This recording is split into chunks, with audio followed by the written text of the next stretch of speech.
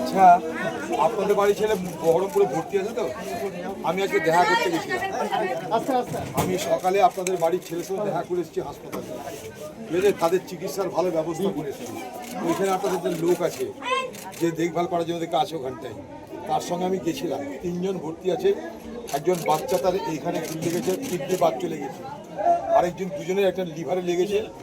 সবাই বেঁচে আছে, কিন্তু চিকিৎসা চলছে। তাদের যাতে আরও ভালো চিকিৎসা করে বাঁচানো যায় তার চেষ্টা করছে।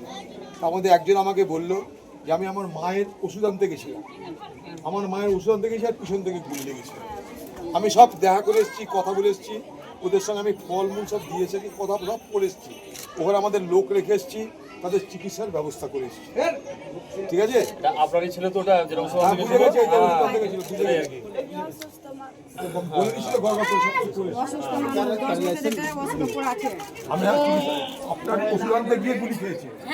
আমি বলছি তো, আমাকে বললো যে তারা, আমাকে বললো তারা, আপনারা তো বলেননি। মানে আপনি অসুস্থ হয়ে গেল তো আমার মায়ের সংসারটা চালাবে কি? হ্যাঁ, ওটা তো পরে কথা। আমি বলছি ওদের চিকিৎসার ব্যবস্থা করা হয়েছে, ওটা আমরা দেখছি।